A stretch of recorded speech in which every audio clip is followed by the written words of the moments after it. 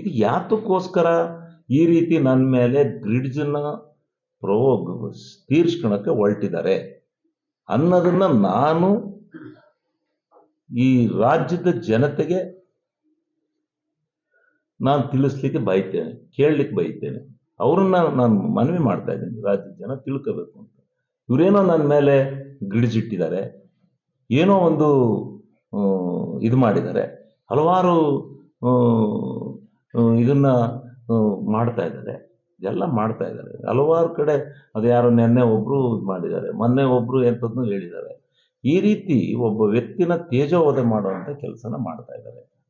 ಏನು ನಾವು ಮಾಡಿರೋ ಅಪರಾಧ ಏನು ತೋರಿಸ್ಬೇಕಲ್ಲ, ಅಂತ ಅಪರಾಧ ಮಾಡಿದರೆ ಜನತೆ ಮುಂದೆ ಕ್ಷಮೆ ಕೇಳೋಣ. ನಾವೇನು ಮಾಡಿಲ್ವಲ್ಲ. ಕ್ಷೇತ್ರದ ಜನ ನನ್ನನ್ನು ಗೆಲ್ಲಿಸಿದ್ದಾರೆ, ಇವ್ರು ಗೆಲ್ಲಿಸಿದ್ದಾರೆ ಬಂದು ಬೈಯಕ್ಕೆ. ಇಲ್ಲ ನಾನೇನಾದ್ರು JDS ಸಿಂಬಲಲ್ಲಿ ಗೆದ್ದು JDS ಮೋಸ ಮಾಡಿಬಿಟ್ಟು ಇದನ್ನ ಅವಧಿ ಮುಗಿದ್ಮೇಲೆ ನಾನು ಈ ಸಾರಿ ನಿಲ್ಲಲ್ರಪ್ಪ, ನಾನು ನಿಲ್ಲೋದಾದ್ರೆ ಇನ್ನೊಂದು ಪಕ್ಷದಲ್ಲಿ ನಿಲ್ತೀನಿ ಅಂತ ಹೋಗಿ ನಿಂತಿದ್ದೀನಿ. ಅದು ನನ್ನ ಸ್ವಾತಂತ್ರ್ಯ. ಅದು ಏನು ನನ್ನ ವ್ಯಕ್ತಿತ್ವನೇ ಇಲ್ದಲೇ ಇವ್ರ ಹೆಸರ ಮೇಲೆ ನಾನು ಗೆದ್ದು ಬಂದಿನ. ಹಿಂದೆಲ್ಲ ಗೊತ್ತಿದೆಯಲ್ಲ ಇಲ್ಲಿ ಯಾವ್ಯಾವ ಸ್ಥಾನಗಳಿದ್ದೋ, ಯಾರ್ಯಾರಿಗೆ ಏನೇನು ಅಂತ. ಇದೆಲ್ಲ ಚರ್ಚೆ ಬೇಡ, ಯಾರನ್ನು ನಾನು ಇದು ಮಾಡಕ್ಕೆ ಹೋಗೋದಿಲ್ಲ. ಆದರೆ ನಾನು ಇವತ್ತು ನಿಮ್ಮ ಮುಖಾಂತರ ನನ್ನ ಜಿಲ್ಲೆಯ ಮಾಧ್ಯಮ ಸ್ನೇಹಿತರಿಗೆ ನಾನು ಇದು ಮಾಡ್ತಕ್ಕಂಥದ್ದು, ಮನವಿ ಮಾಡ್ತಕ್ಕಂಥದ್ದು, ಈ ಒಂದು ಏನು ಪ್ರಚೋದನೆ ನಡೆದಿದೆ ಅದನ್ನ ಸತ್ಯಾಸತ್ಯತೆಗಳನ್ನು ಜನತೆಗೆ ತಿಳಿಸ್ಬೇಕು.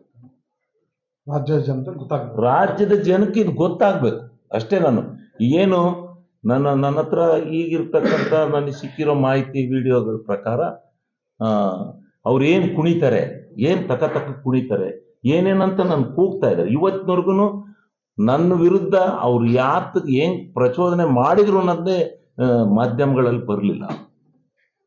ಇವತ್ತು ನಾವು ತಂದು ನಿಮಗೆ ಮಾಹಿತಿನ ಕೊಡ್ತಾ ಇದ್ವಿ,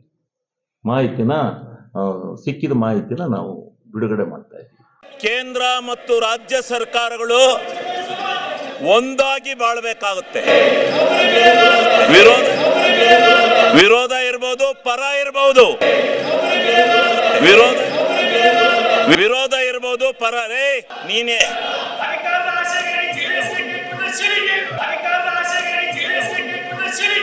ಇನ್ಯಾರಿಗೂ ಕೊಟ್ಟಿರಲಿಲ್ಲ, ನಾಚಿಕೆ ಆಗ್ಬೇಕು ನಿಮ್ಗೆ.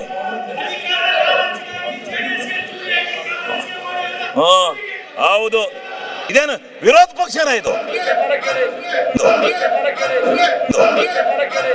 ನಾವು ಧರಣಿ ಮಾಡಿದೀವಿ. ಇಂಥ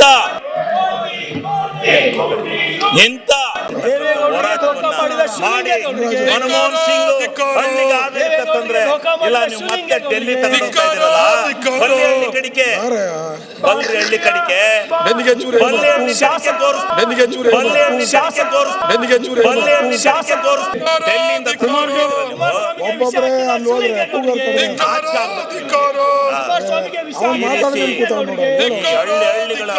ಈ ಸಂಪತ್ತನ್ನ, ಈ ಜನ ಸಂಪತ್ತನ್ನ ಜವಾಬ್ದಾರಿ ಭಗವಂತನ ಮೇಲೆ. ಆ ಭಗವಂತ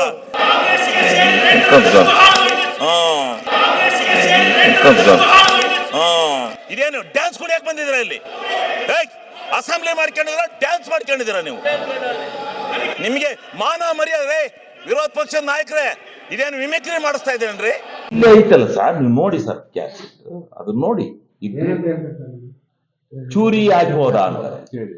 ನಾನು ಯಾರ ಅಪ್ಪನಿಗೆ ಹಾಕಿದ್ದೀನಪ್ಪ ಚೂರಿಯ ಅಂತ. ಇಲ್ಲ ನೋಡ್ರಿ, ಅದು ಆ ಸ್ಪಿರಿಟ್ ಅಲ್ಲಿ ಅಂದೆ. ಆ ತಾಯಿ ಹೌದು ತಹಸೀಲ್ದಾರ್ ಇದ್ರೆ ಇಲ್ಲಿ ಮಾತಾಡೋರು, ಇವ್ರದ್ದೇನಿಲ್ಲ ರೀ ಗೆಲುವು, ಅವಮ್ಮಂದು, ಅವಮ್ಮ ಒಳ್ಳೆ ಕೆಲಸ ಮಾಡಿತೆ, ಅವಮ್ಮನಿಂದ ಅದು ಇದು ಮಾಡಿ ಎಲ್ಲ ದುಡ್ಡು ಕಾಸು ಎಲ್ಲ ಕೊಟ್ಟು ಇವನ್ ಗೆಲ್ಲಿಸಿದಾರೆ, ಇವನ್ MLA ಆಗೇನೆ, ಇವನೊಂಥರ ಇದು ಅದು ಇಂತ ಮಾತಾಡ್ಕೊಳರಲ್ಲಿ MLAಗಳು ಕೂತ್ಕೊಂಡು. ಅದನ್ನೇ ನಾನು ಆಡು ಭಾಷೆಯಲ್ಲಿ ಹೇಳಿದೆ ಅಷ್ಟೇ. ಅದಕ್ಕೆ ನಾನು ಅವಮ್ಮನ ಪದ ಪಡಿಸಿದ್ಕೆ ವಿಷಾದ ವ್ಯಕ್ತಪಡಿಸ್ತೀನಿ ಅಂತ ಬೆಳಿಗ್ಗೆನೆ ಹೇಳಿದೆ. ನಾನು ಇದಕ್ಕೆ ವಿಷಾದಿಸ್ತೇನೆ ಅಂತೇಳಿ ಹೇಳಿದೆ. ಬಟ್ ಇದಿದೆಯಲ್ಲ, ನಾನು ಕೇಳ್ತಕ್ಕಂಥದ್ದಿಷ್ಟು, ನಾನು ಏನಾದ್ರು ತಪ್ಪು ಮಾಡಿದರೆ ನಾನು ತೀರ್ದಾಂಡ ನಮಸ್ಕಾರ ಮಾಡ್ತೀನಿ. ನನ್ನನ್ನು ಟಾರ್ಗೆಟ್ ಮಾಡಿ ಎಲ್ಲರನ್ನೂ ಬಿಟ್ಟು ಯಾರು ನೋಡಿ, ಈಗ ಮುಖ್ಯಮಂತ್ರಿಗಳ ಭಾಷಣ ಮಾಡುವವರು ಕೂಗ್ತಾರೆ, ಕೂಗ್ಕೆಳಿ. ಇನ್ನೊಬ್ರು ಭಾಷಣ ಮಾಡುವವರು ಕೂಗ್ತಾರೆ, ಕೂಗ್ಕೆಳಿ. ಪದ ಬಳಕೆ ಯಾಕೆ ಮಾಡಿರು ನನ್ನ ಬಗ್ಗೆ? ನನ್ನನ್ನು ಯಾಕೆ ಕಳ್ಳ ಅಂದ್ರು? ನನ್ನನ್ನು ಯಾಕೆ ಟಾರ್ಗೆಟ್ ಮಾಡಿರು? ನನ್ನ ಮೇಲೆ ಯಾಕೆ ಧಿಕ್ಕಾರ ಕೂಗಿರು? ನಾನು ಭಾಷಣ ಮಾಡೋದೇ ತಪ್ಪಂಗಾರೆ ಇವ್ರಿಗೆ? ಇದರಲ್ಲಿ ಏನೋ ಹಿನ್ನೆಲೆ ಇದೆ. ನನ್ನ ಭಾಷಣ ತಪ್ಪಿಸ್ಬೇಕು, ನನ್ನ ಭಾಷಣನ ಅಡಚಣೆ ಮಾಡಬೇಕು ಅನ್ನೋ ಉದ್ದೇಶಕ್ಕೋಸ್ಕರ ಇದೆಲ್ಲ ಮಾಡಿದ್ದಾರೆ. ಇದು ಪ್ರಜಾಪ್ರಭುತ್ವ ವ್ಯವಸ್ಥೆ ಒಳಗೆ ಇದು ನಡೆಯಬೇಕಾ? ನಾನು ಮಾಡಿರೋದು ನಿಮ್ಗೆಲ್ಲ ತೋರಿಸಿದರೆ, ಅವ್ರು ಮಾಡಿರೋದನ್ನ ಯಾರು ತೋರಿಸಿದ್ವಲ್ಲ. ಅಲ್ಲೇ 4 ಗೋಡೆ ಮಧ್ಯದಲ್ಲಿ ನಡೆದಿದೆ, ಎಲ್ಲರೂ ಇದ್ರ ಫೋನ್ ಹಾಕೊಂಡಿದ್ದಾರೆ. ನಾನೇನು ಮಾತಾಡಿದೆ ಅಂತ ಅವ್ರಿಗೆ ಗೊತ್ತಿಲ್ಲ, ಅವ್ರೇನು ಮಾತಾಡಿದ್ರು ಅಂತ ನನಗೆ ಕೇಳಿದೆ. ನಾನು ಯಾಕೆಂದ್ರೆ ಮುಂದ್ಗಡೆನೇ ಇದ್ನಲ್ಲ, ನಾನೊಂದು ಸ್ವಲ್ಪ ತೆಗ್ದಾಗ ಕೇಳ್ತು, ಆಗ ನಾನು ಮಾತಾಡಿದ್ದದ. ಮತ್ತೆ ಬಾಕಿ ಅಂತ ನಾನು ಭಾಷಣ ಮುಗಿಸಿ ಅವ್ರು ಏನಾರ ಕೇಳಿ ಅಂತ ನಾನು ತಲೆ ಕೆಡ್ಸ್ಕೊಳಕ್ಕೋಲ್ಲ. ಫೋನ್ ಹಾಕಿಬಿಟ್ಟು ನಾನು ಭಾಷಣ ಮುಗಿಸಿ ನಮ್ಮ ಕುಣಗಲ್ ಮೇಲೆ ಬಂದು ನನಗೆ ಫೋನ್ ಹಾಕಿರು, ಇನ್ನು ಕೇಳಿಸ್ಕೊಬೇಡಿ ಅದ ಮಾತಾಡಿ ಅಂತ. ಆವಾಗ ನನಗೂ ಕೇಳಲಿಲ್ಲ ಅವ್ರು ಮತ್ತೆ ಏನು ಕೂಗಿರು ಅಂತ. ಯಾಕೆ ಮತ್ತೆ ನಾನು ಕೇಳ್ತಕ್ಕಂಥದ್ದಿಷ್ಟು, ಯಾತಕ್ಕೆ ನನ್ನ ಟಾರ್ಗೆಟ್ ಮಾಡಿದ್ದಾರೆ? ಇವ್ರು ಯಾರು ಈ ದೇಶದಲ್ಲಿ ಯಾರು ಪ್ರಪಂಚದಲ್ಲಿ ಯಾರು ಕರ್ನಾಟಕ ರಾಜ್ಯದಲ್ಲಿ ಪಕ್ಷಾಂತರ ಮಾಡಿಲ್ವೇ? ಈ ಪಕ್ಷಾಂತರದ ಪಿಡುಗನ ಇದನ್ನ ಯಾತಕ್ಕೆ ಹಿಂಗೆಲ್ಲ ಮಾಡ್ತಾರೆ?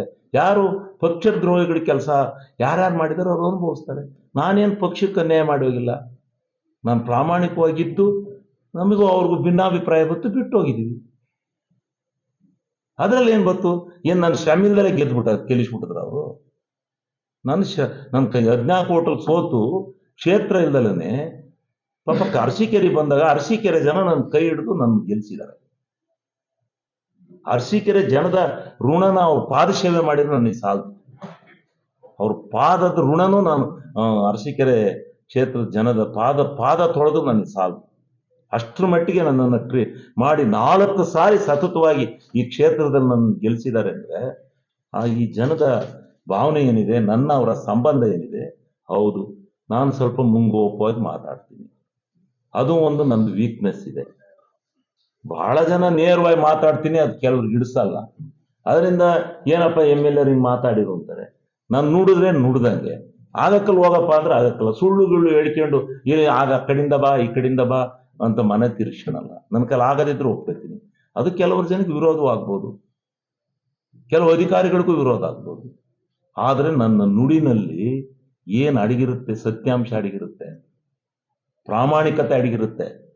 ಮೋಸ ಮಾಡೋದ ಬುದ್ಧಿ ಇರಲ್ಲ ನನ್ನ ನುಡಿ ಒಳಗೆ. ಮೋಸ ಮಾಡೋದಾದ್ರೆ ಇಲ್ಲೊಂದು ಇಟ್ಕೊಂಡು ಸುಮ್ಮನೆ ನಾಟಕ ಮಾಡಿ ಬೆಳಿಗ್ಗೆ ಬಾ ಸಾಯಂಕಾಲ ಬಾ ಅಂತ ತೀರ್ಸಲ್ಲ ನಾನು. ಅದು ನನ್ನ ಜನ ಅರ್ಥ ಮಾಡ್ಕೊಂಡರೆ ಅದಕ್ಕೋಸ್ಕರಲೇ ನನ್ನ 4 ಸಾರಿ MLA ಮಾಡಿದ್ದಾರೆ. ನಾನು ಆಗಿದ್ದೀನಿ, ಕೆಲಸನೂ ನಾವು ಮಾಡ್ತಾ ಇದ್ದೀವಿ, ಅದು ಜನ ತೀರ್ಮಾನ ಮಾಡ್ತಾರೆ ನಾನು ಏನು ಕೆಲಸ ಮಾಡಿದ್ದೀನಿ, ಬಿಟ್ಟಿದ್ದೀನಿ. ನಿರ್ಭೀತ, ನಿಷ್ಪಕ್ಷಪಾತ, ವಿಶ್ವಾಸಾರ್ಹ ಸುದ್ದಿಗಳಿಗೆ ಮತ್ತೊಂದು ಹೆಸರಾಗಿರುವ ನ್ಯೂಸ್ 18 ಕನ್ನಡ ಈಗ ಆಪ್ನಲ್ಲೂ ಲಭ್ಯವಿದೆ. ದಯವಿಟ್ಟು ಇಲ್ಲಿರುವ QR ಕೋಡ್ ಸ್ಕ್ಯಾನ್ ಮಾಡಿಕೊಂಡು ಆಪ್ ಡೌನ್ಲೋಡ್ ಮಾಡೋದಕ್ಕೆ ಮರಿಬೇಡಿ. ನಿಮ್ಮ ಬೆಂಬಲ ಹೀಗೆ ಸದಾ ನಮ್ಮೊಂದಿಗಿರಲಿ. ಧನ್ಯವಾದ.